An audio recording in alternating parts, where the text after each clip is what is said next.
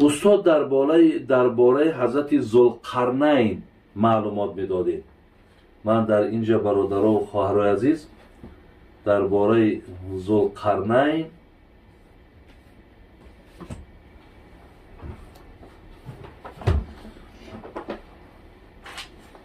شما میتونید که درباره ذوالقرنین حضرت ذوالقرنین از سوره کهف از آیت 83 اگر نگاه کنین میگه یسألونک عن ذی القرنین قل سأتلو علیکم منه ذکرا. یعنی پیامبر گرامی را درباره ذوالقرنین پرسیدن. این حضرت دایم امتحانش میکردن، دایم میامدن از این هر خیل سوال ها را میکردن. چلی که از روح پرسیدنش، یسألونک عن الروح، گفتن درباره روح پرسیدنش. ولی درباره اصحاب کهف پرسیدنش. اینها واقعه هایی بودن که پیش از اسلام شده بودن. و این خاطر دانشمندای یهود که می دانستن این حادثه ها را برای سنجش که این اگر پیامبر باشد، حاضر مقصد علای مهربان با او آگاه میکنه، ما را درم خبر میده. بعد اینجا دا میفهمیم که آیا پیغمبری همی برحق است یا برحق نیست. همین خیلی سوال ها را از پیامبر زیاد میکردن. برای درباره ذوالقرنین هم پرسیدنش که مقصد ذوالقرنین کی بود. علای مهربان در اطراف ذوالقرنین برای پیامبرمان مقصد خبری داد که ذوالقرنین کی هست. و یعنی اینجا دا آمده است که و از تو درباره ذوالقرنین میپرسند، بگو که بزودی بر شما از حال وی خبری میدهم. یعنی الله مهربان گفت که من برای شما مقصد خبری میدهم. خب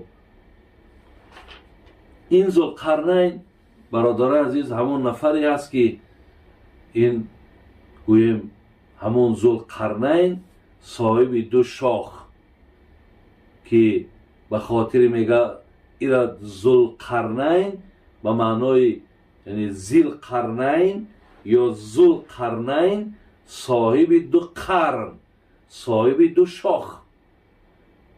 اگر داری اصلش میگه همیرا صورتش در ایران است. مردم ایران هم بسیار در مسئله تاریخ و تاریخ شناسی بسیار در عالم گویم مشهور و معروف است. یعنی در اونجا یک هیکل از همین ذوالقرنین مقصد هیکلی ساختن که بالاش ده همون گویم سرپوشه که در بالای سرش دارد و دو شاخ در بالاش. ولی در بسیاری از کیناها دیدین که مقصد دارن بالای سرشون دمی خیل سرپوش هایی دارن که مثال دو شاخ در بالاش ماندگی هست. انمون مقصد صاحب دو شاخ. بعضی ها معنا کردن که ذوالقرنین به معنای صاحب مشرق و مغرب. یعنی این آدم تمام دنیا را که گشت، تمام دنیا را که مقصد انا در آمد داخل شد، همه را دید. برای همین میگن که صاحب یعنی مشرق و صاحب مغرب. این خیلی معنا کردن. ولی برادران عزیز در گرد شخصیت این قرآن چیزی نمیگن.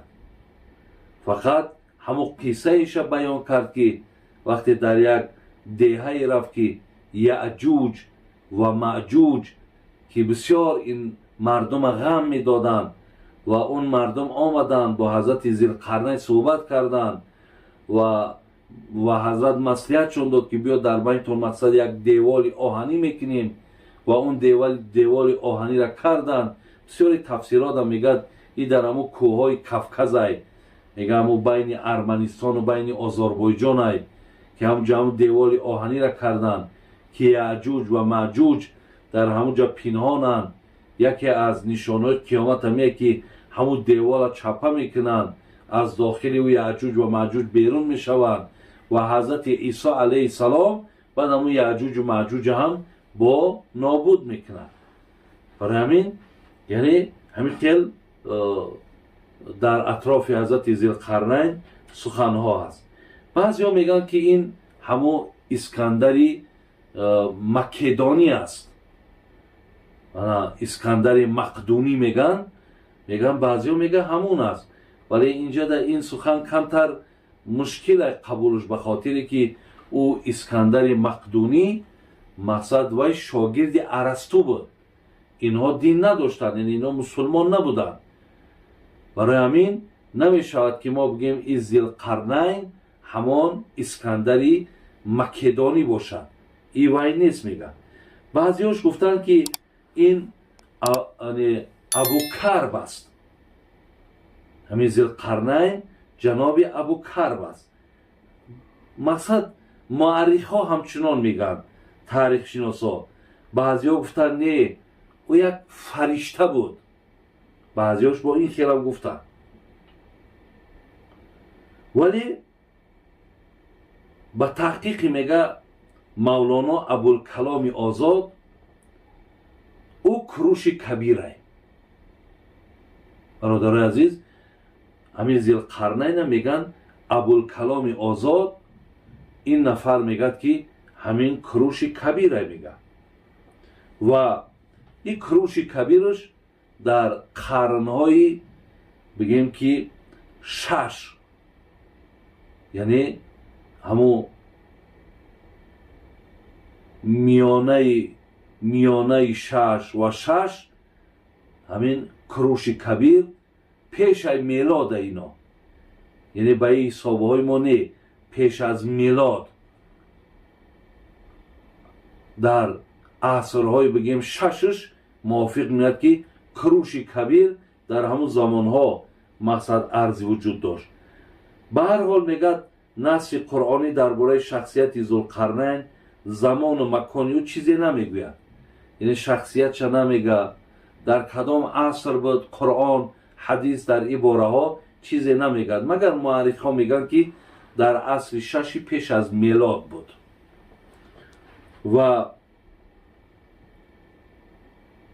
вале фақат мега қуръон ира баён кард ки ин барои ибрат аст ва барои мақсад ҷавоби он нафарҳое буданд ки аз паямбар дар бораи зилқарнайн пурсиданд. ва тафсири ал-асос, бародарони азиз, мега ба таҳқиқи мавлоно абулкаломро аз ҳама ақвол дар ин бобат қавитар донистанд. яъне тафсири ал-асос мегӯяд ки аз ҳамада мега мӯътабартар сухани ҳамин мардаки абулкаломи озодай, яъне ҳамин зилқарнайн ҳамун куруши кабир аст мега. яъне ин мегӯяд бисёр қавитаре мега, сухани ҳамин мега ба ҳақиқат наздиктаре мега. ва аз куруш мега дар Эрон ҳайкале мега ба даст омадааст, дорои 2 шоху 2 болай, яъне 2 шохам дорад, 2 болам дорад, 2 пари дигам дар пушташ мақсад дорад. хулас, яъне дар Қуръон, дар сураи Каф, дар оятҳои 83 ӯ тараф то 89 дар бораи ҳазрати зилқарнайн бародарони азиз суҳбат мекунад.